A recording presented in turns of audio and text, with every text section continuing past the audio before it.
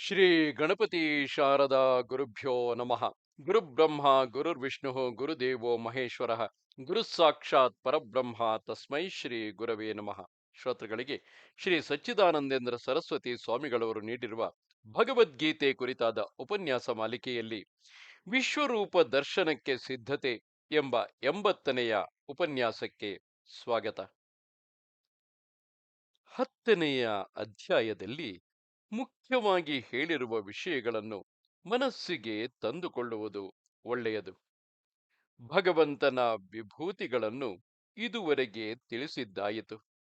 ಭಗವಂತನು ಎಲ್ಲ ವಿಭೂತಿಗಳಲ್ಲಿಯೂ ಪ್ರಕಟವಾಗಿರುತ್ತಾನಾದರೂ ಯಾವುದರಲ್ಲಿ ಹೇಗೆ ಆತನನ್ನು ಉಪಾಸನೆ ಮಾಡಬೇಕು ಎಂಬುದನ್ನು ಅನೇಕ ಉದಾಹರಣೆಗಳಿಂದ ವಿವರಿಸಿದ್ದಾಯಿತು. ಎಷ್ಟೇ ವಿಭೂತಿಗಳನ್ನು ಹೇಳಿದರೂ ಅವು ನಿದರ್ಶನಾರ್ಥವಾಗಿ ಹೇಳಿದವುಗಳೇ ಹೊರತು ಇಷ್ಟೇ ವಿಭೂತಿಗಳೆಂದು ಎಣಿಕೆ ಮಾಡಿ ಹೇಳಿದವುಗಳಲ್ಲ. ವಿಭೂತಿಗಳಿಗೆ ಅಂತವೇ ಇಲ್ಲ. ಬೇರೆ ಬೇರೆಯ ವಿಭೂತಿಗಳನ್ನು ಒಂದೊಂದಾಗಿ ಹೇಳುವುದಕ್ಕಿಂತಲೂ ವಿಭೂತಿಗಳನ್ನು ಗುರುತಿಸುವ ಲಕ್ಷಣವನ್ನು ತಿಳಿಸುವುದೇ ಮೇಲೆಂದು ಭಗವಂತನು ಯಾವುದರಲ್ಲಿ ವಿಭೂತ್ಯಾದಿಗಳು ಹೆಚ್ಚಾಗಿರುವವೋ ಅದೆಲ್ಲ ಪರಮೇಶ್ವರನೆಂದು ಉಪಾಸನೆ ಮಾಡು ಎಂದು ಉಪಸಂಹಾರ ಮಾಡಿರುತ್ತಾನೆ. ಅಥವಾ ವಿಭೂತಿಗಳನ್ನು ಬಿಡಿಯಾಗಿ ಉಪಾಸನೆ ಮಾಡುವುದಾದರೂ ಏತಕ್ಕೆ? ಇಡೀ ಜಗತ್ತೇ ಪರಮಾತ್ಮನ ವಿಭೂತಿಯು. ಇದೆಲ್ಲವೂ ಪರಮಾತ್ಮನ ಒಂದಂಶವೆಂದು ಉಪಾಸನೆ ಮಾಡು ಎಂದು ಅಧ್ಯಾಯದ ಕೊನೆಯಲ್ಲಿ ಉಪದೇಶಿಸಿರುತ್ತಾನೆ. ಪ್ರಪಂಚವು ಪರಮಾತ್ಮನಿಂದಲೇ ಬಂದಿರುತ್ತದೆ ಎಂಬುದೊಂದು ಆತನ ಅದ್ಭುತ ಲೀಲೆಯು. ಜಗತ್ತು ಆತನಿಂದಲೇ ಬಂದು ಆತನಲ್ಲಿಯೇ ನಿಂತಿರುತ್ತದೆ, ಆತನಲ್ಲಿಯೇ ಲೀನವಾಗುತ್ತದೆ, ಲಯವಾಗುತ್ತದೆ. ಆದ್ದರಿಂದ ಭಗವಂತನನ್ನು ಬಿಟ್ಟು ಪ್ರತ್ಯೇಕವಾದ ಜಗತ್ತು ಎಂಬುದಿಲ್ಲ. ಆದರೆ ಭಗವಂತನು ಜಗತ್ತಿಗಿಂತಲೂ ವಿಲಕ್ಷಣನಾಗಿರುತ್ತಾನೆ, ಜಗತ್ತಿಗಿಂತ ಅಧಿಕ ಸ್ವಭಾವವುಳ್ಳವನಾಗಿರುತ್ತಾನೆ. ಇದನ್ನೆಲ್ಲ ಭಗವಂತನು ಅರ್ಜುನನಿಗೆ ಉಪದೇಶ ಮಾಡಿರುತ್ತಾನೆ. ಈಗ ಅರ್ಜುನನು ಪ್ರಶ್ನೆ ಮಾಡುತ್ತಾನೆ, ಏನೆಂದರೆ, ಮದನುಗ್ರಹಾಯ ಪರಮಂ ಗುಹ್ಯಮಧ್ಯಾತ್ಮ ಸಂಜ್ಞಿತಂ ಯತ್ವಯೋಕ್ತಂ ವಚಸ್ಥೇನ ಮೋಹೋಯಂ ವಿಗತೋ ಮಮ ಭವಾಪ್ಯಯೌ ಹಿ ಭೂತಾನಾಂ ಶ್ರುತೌ ವಿಸ್ತರಶೋ ಮಯ ತ್ವತ್ತಃ ಕಮಲಪತ್ರಾಕ್ಷ ಮಹಾತ್ಮ್ಯಮಪಿ ಚಾವ್ಯಯಂ ಏವಮೇತದ್ಯಥಾ ತ್ವತ್ವ ಆತ್ಮಾನಂ ಪರಮೇಶ್ವರ ದ್ರಷ್ಟುಮಿಚ್ಛಾಮಿ ತೇ ರೂಪಮೈಶ್ವರಂ ಪುರುಷೋತ್ತಮಂ ದ್ರಷ್ಟುಮಿಚ್ಛಾಮಿ ತೇ ರೂಪಮೈಶ್ವರಂ ಪುರುಷೋತ್ತಮ ಮನ್ಯಸೆ ಯದಿ ತತ್ಸತ್ಯಂ ಮಯಾ ದ್ರಷ್ಟುಮಿತಿ ಪ್ರಭೋ ಯೋಗೇಶ್ವರ ತಥೋ ಮೇ ತ್ವಂ ದರ್ಶಯಾತ್ಮಾನಮವ್ಯಯಂ. ಭಗವಂತನೇ, ನನ್ನ ಮೇಲಿನ ಅನುಗ್ರಹದಿಂದ ಅಧ್ಯಾತ್ಮವೆಂಬ ಪರಮ ಗುಹ್ಯವನ್ನು ನೀನು ಹೇಳಿರುತ್ತೀಯೇ. ಅಧ್ಯಾತ್ಮವೆಂದರೆ ಆತ್ಮ ಸ್ವರೂಪದ ತಿಳಿವಳಿಕೆ. ಇದು ಪರಮ ಗುಹ್ಯ. ಭರತಪುರದ ಕೋಟೆಯನ್ನು ಎಷ್ಟು ಸಲ ಮುತ್ತಿದರೂ ಮೊಘಲ ಚಕ್ರವರ್ತಿಯು ಅದನ್ನು ವಶಪಡಿಸಿಕೊಳ್ಳಲಾಗಲಿಲ್ಲ ಎಂದು ಚರಿತ್ರೆಯಲ್ಲಿ ಬರೆದಿದೆ. ಆದರೂ ಅವನು ಕೊನೆಗೆ ಅದನ್ನೂ ವಶಪಡಿಸಿಕೊಂಡೇ ಬಿಟ್ಟನು. ಇದರಂತೆ ಅಧ್ಯಾತ್ಮ ತತ್ವವನ್ನು ತಿಳಿಯುವವರೆಗೂ ಅದು ಪರಮ ಗುಹ್ಯವಾಗಿರುತ್ತದೆ. ಆದರೆ ಈ ದುರ್ಭೇದ್ಯವಾಗಿದ್ದ ತತ್ವವನ್ನು ಸುಲಿದ ಬಾಳೆಯ ಹಣ್ಣಿನಂತೆ ಸುಲಭವಾಗುವಂತೆ ಭಗವಂತನು ಉಪದೇಶಿಸಿರುತ್ತಾನೆ. ಅದರಿಂದ ನನ್ನ ಮೋಹವು ಹೋಯಿತು ಎಂದು ಅರ್ಜುನನು ಹೇಳುತ್ತಿದ್ದಾನೆ. ಗೀತಾಶಾಸ್ತ್ರವೇ ಶೋಕ ಮೋಹಗಳನ್ನು ಕಳೆಯುವುದಕ್ಕೆ ಬಂದದ್ದು. ಅಶೋಚ್ಯರಾದವರನ್ನು ಕುರಿತು ಯಾರನ್ನು ಕುರಿತು ಶೋಚಿಸಬಾರದೋ ಅಂತಹ ಅಶೋಚ್ಯರಾದವರನ್ನು ಕುರಿತು ಶೋಕಿಸುತ್ತಿದ್ದೀಯೇ. ಪ್ರಜ್ಞಾವಂತರ ಮಾತನ್ನು ಆಡುತ್ತಿದ್ದೀಯೇ. ಇದೆಂತಹ ಮೂಢತನವು ಎಂದು ಪ್ರಾರಂಭಿಸಿ ಭಗವಂತನು ಆತ್ಮತತ್ವವನ್ನು ಬಿಡಿಸಿ ಬಿಡಿಸಿ ಉಪದೇಶಿಸಿದನು. ಅರ್ಜುನನಿಗೆ ಆತ್ಮ ತತ್ವದ ಅರಿವು ಆದಂತೆಲ್ಲ ಶೋಕ ಮೋಹಗಳು ಕರಗುತ್ತಾ ಬಂದವು. ಆತ್ಮನನ್ನು ಎಲ್ಲಿಯೂ ಹುಡುಕಿಕೊಂಡು ಹೋಗಿ ಅರಿಯತಕ್ಕದ್ದಿರುವುದಿಲ್ಲ. ಏಕೆಂದರೆ ಹುಡುಕುವವನ ಸ್ವರೂಪವೇ ಆತ್ಮವು. ಹುಡುಕುತ್ತಾ ಹೋದಂತೆಲ್ಲ ಅನಾತ್ಮ ವಸ್ತುಗಳೇ ಸಿಕ್ಕುವವು. ಅನಾತ್ಮಾನ್ವೇಷಣೆಯಿಂದ ಹಿಂತಿರುಗುವುದೇ ಆತ್ಮಾನ್ವೇಷಣೆಯ ಗುಟ್ಟು. ಇದನ್ನು ಭಗವಂತನು ತಿಳಿಸಿಕೊಟ್ಟಿರುತ್ತಾನೆ. ಅರ್ಜುನನಿಗೆ ದೇಹ ದೃಷ್ಟಿಯಿಂದ ಭೀಷ್ಮಾದಿಗಳು ಸಾಯುವರಲ್ಲ ಎಂಬ ಮೋಹವು, ಅದರಿಂದ ಶೋಕವು ಉಂಟಾಗಿದ್ದವು. ಭಗವಂತನು ಆತ್ಮನು ಹುಟ್ಟುವವನಲ್ಲ, ಸಾಯುವವನಲ್ಲ, ನಿರ್ವಿಕಾರಿ ಎಂಬ ತತ್ವವನ್ನು ಮನಗಾಣುವುದಕ್ಕೆ ಕರ್ಮಯೋಗವನ್ನು ಅವಲಂಬಿಸು ಎಂದು ಹೇಳಿಕೊಟ್ಟನು. ಇವೇ ಅಧ್ಯಾತ್ಮ ಸಂಹಿತವಾದ ಪರಮ ಗುಹ್ಯವು. ಅದನ್ನು ಶ್ರವಣ ಮಾಡಿದ ಅರ್ಜುನನ ಮೋಹವು ತೊಲಗಿತು. ಹಾಗಾದರೆ ಮೋಹವು ಹೋದ ಮೇಲೆ ಮುಂದಕ್ಕೆ 8 ಅಧ್ಯಾಯಗಳ ಗೀತಾ ಭಾಗವೇತಕ್ಕೆ ಎಂದು ಯಾರಾದರೂ ಕೇಳಬಹುದು. ಹಿಂದೆ ಹೇಳಿದ ವಿಷಯವನ್ನೇ ಗಟ್ಟಿಗೊಳಿಸುವುದಕ್ಕೂ ನಡುವೆ ಉಂಟಾಗಬಹುದಾದ ಜಿಜ್ಞಾಸು ಸಂಶಯಗಳನ್ನು ಬಗೆಹರಿಸುವುದಕ್ಕೂ ಮುಂದಿನ ಭಾಗವು ಬಂದಿರುತ್ತದೆ. ಈವರೆಗಿನ ಗ್ರಂಥ ಭಾಗದಲ್ಲಿ ಬಂದಿರುವ ಬೋಧೆಗಳಿಗೆ ಕಾಂಡದಂತೆ ಕೆಲವು ವಿವರಗಳನ್ನು ಮುಂದಿನ ಭಾಗದಲ್ಲಿ ತಿಳಿಸಲಾಗುವುದು. ಆತ್ಮನಲ್ಲಿ ಅನಾತ್ಮಾಧ್ಯಾಸಗಳು ಅನೇಕ ಪ್ರಕಾರವಾಗಿರುತ್ತವೆ. ಆದ್ದರಿಂದ ಸಂಶಯಗಳು ಅನೇಕ ಪ್ರಕಾರವಾಗಿ ಉಂಟಾಗಬಹುದು.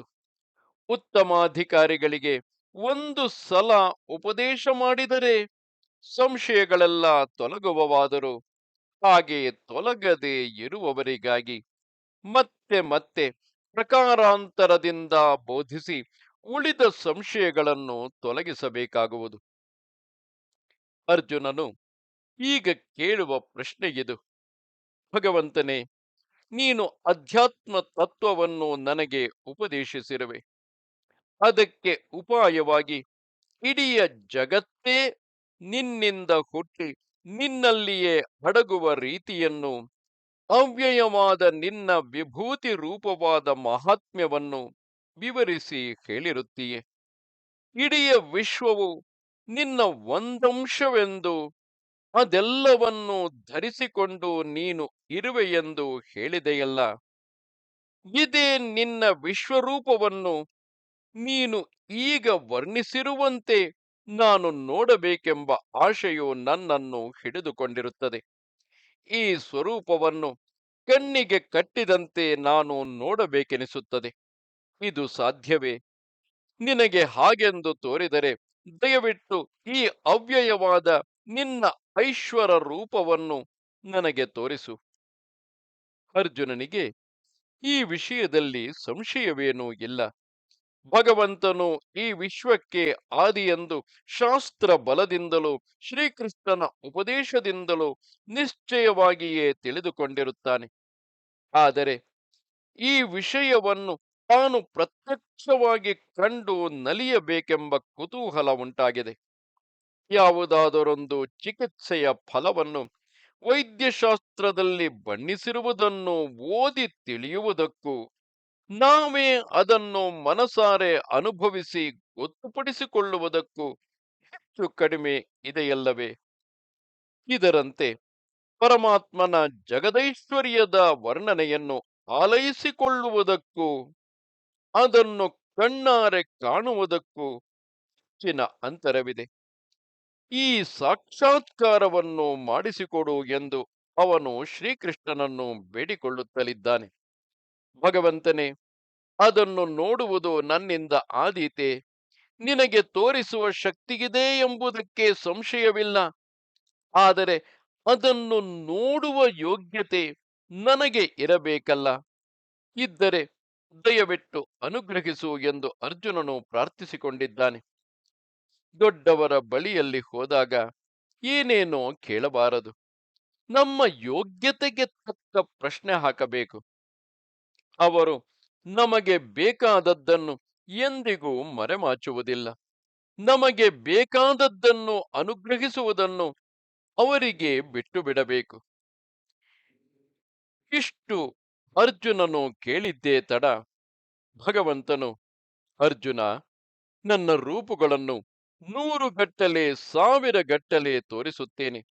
ನೋಡು, ಆ ರೂಪಗಳು ದಿವ್ಯವಾಗಿವೆ, ಬಗೆ ಬಗೆಯಾಗಿವೆ, ಬೇರೆ ಬೇರೆಯ ಬಣ್ಣದವುಗಳಾಗಿವೆ, ಬೇರೆ ಬೇರೆಯ ಆಕಾರವುಳ್ಳವುಗಳಾಗಿವೆ ಎಂದು ಸಂಕಲ್ಪ ಮಾತ್ರದಿಂದ ಐಂದ್ರಜಾಲಿಕನ ಹಾಗೆ ತನ್ನ ವಿಶ್ವರೂಪವನ್ನು ತೋರಿಸುವುದಕ್ಕೆ ಮೊದಲು ಮಾಡಿದನು.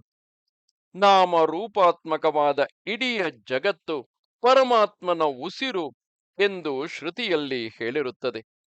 ಆ ಶ್ರುತಿಯ ಅಭಿಪ್ರಾಯವನ್ನು ಅರ್ಜುನನಿಗೆ ಮನಗಾಣಿಸುವುದಕ್ಕೋ ಎಂಬಂತೆ ಉಸಿರು ಬಿಟ್ಟಂತೆ ಲೀಲಾ ನ್ಯಾಯದಿಂದ ಸಂಕಲ್ಪ ಮಾತ್ರದಿಂದ ಪರಮಾತ್ಮನು ಅರ್ಜುನನಿಗೆ ಈ ಅದ್ಭುತ ದೃಶ್ಯವನ್ನು ತೋರಿಸಿರುತ್ತಾನೆ. ಆ ರೂಪದಲ್ಲಿ ಆದಿತ್ಯರು, ವಸುಗಳು, ರುದ್ರರು, ಅಶ್ವಿನಿ ದೇವತೆಗಳು, ಮರುತ್ತುಗಳು ಮುಂತಾದ ದೇವತೆಗಳೆಲ್ಲರೂ ಕಾಣಿಸುವಂತೆ ಭಗವಂತನು ಅನುಗ್ರಹಿಸಿರುತ್ತಾನೆ. ಸರ್ವ ದೇವಮಯನಲ್ಲವೇ ಭಗವಂತನು? ಅರ್ಜುನನು ಎಂದಿಗೂ ಕಾಣದೇ ಇದ್ದ ದೃಶ್ಯಗಳನ್ನು ಇಗೋ ಇಲ್ಲಿ ನೋಡು ಎಂದು ಭಗವಂತನು ತೋರಿಸುವುದಕ್ಕೆ ಹೊರಟಿರುತ್ತಾನೆ. ವಿಶಾಲವಾದ ಒಂದು ವಿಚಿತ್ರ ವಸ್ತು ಸಂಗ್ರಹ ಶಾಲೆಯೊಳಕ್ಕೆ ಯಾವುದೋ ಒಂದು ಮೂಲೆಯಲ್ಲಿದ್ದ ಹಳ್ಳಿಯವನು ಯಾರೋ ಒಬ್ಬ ದೊಡ್ಡ ಮನುಷ್ಯರ ಸಹಾಯದಿಂದ ಪ್ರವೇಶಿಸಿದಾಗ, ಈ ಕಡೆಗೆ ನೋಡಯ್ಯ ಎಂದರೆ ಅವನು ಹೇಗೆ ಬೆರಗಾಗಿ ನೋಡಬಹುದೋ ಆ ಸ್ಥಿತಿಯಲ್ಲಿದ್ದಾನೆ ಅರ್ಜುನನು. ತನ್ನ ಸಾರಥಿಯಾಗಿದ್ದ ಶ್ರೀಕೃಷ್ಣನೇ ಇಡೀ ವಿಶ್ವವನ್ನು ತನ್ನ ಹೊಟ್ಟೆಯೊಳಗಿಟ್ಟುಕೊಂಡಿರುವ ಭಗವಂತನು ಎಂಬುದನ್ನು ಕಣ್ಣಾರೆ ನೋಡುವ ಅಲಭ್ಯ ಲಾಭಕ್ಕೂ, ಆ ದೃಶ್ಯವನ್ನು ನೋಡಲಾಗದ ತನ್ನ ಯೋಗ್ಯತೆಗೂ ಅದು ದಕ್ಕುವಂತೆ ಮಾಡಿದ ಶ್ರೀಕೃಷ್ಣ ಭಗವಂತನ ಪರಮಾನುಗ್ರಹಕ್ಕೂ ಎಷ್ಟು ಧನ್ಯವಾದಗಳನ್ನು ಅರ್ಪಿಸಿದರೂ ತೀರದು. ಭಗವಂತನು ಆಗ, ಅರ್ಜುನ, ನನ್ನ ದಿವ್ಯವಾದ ವಿಶ್ವರೂಪವನ್ನು ತೋರಿಸುತ್ತೇನೆ ನೋಡು. ದಿವ್ಯ ರೂಪವನ್ನು ನೋಡುವುದಕ್ಕೆ ದಿವ್ಯ ಚಕ್ಷಸ್ಸು ಅವಶ್ಯವಾಗಿರುತ್ತದೆ. ಆದ್ದರಿಂದ ನಿನ್ನ ಮನಸ್ಸನ್ನು ಈ ರೂಪದ ಅಂತಸ್ತಿಗೆ ಏರಿಸಿಕೊಂಡು ನೋಡು ಎಂದು ಅನುಗ್ರಹಿಸಿದನು. ಇನ್ನು ವ್ಯಾಸರು ಆ ರೂಪವನ್ನು ಹೇಗೆ ವರ್ಣಿಸಿದ್ದಾರೆಯೋ ಎಂಬುದನ್ನು ಮುಂದಿನ ಉಪನ್ಯಾಸದಲ್ಲಿ ನೋಡೋಣ. ನಮಸ್ತೆ ಶಾರದೆ ದೇವಿ ಕಾಶ್ಮೀರ ಪುರವಾಸಿನಿ ತ್ವಾಮಹಂ ಪ್ರಾರ್ಥೆಯೇ ನಿತ್ಯಂ ವಿದ್ಯಾದಾನಂಚ ದೇಹಿಮೆ. ನಮಸ್ಕಾರ.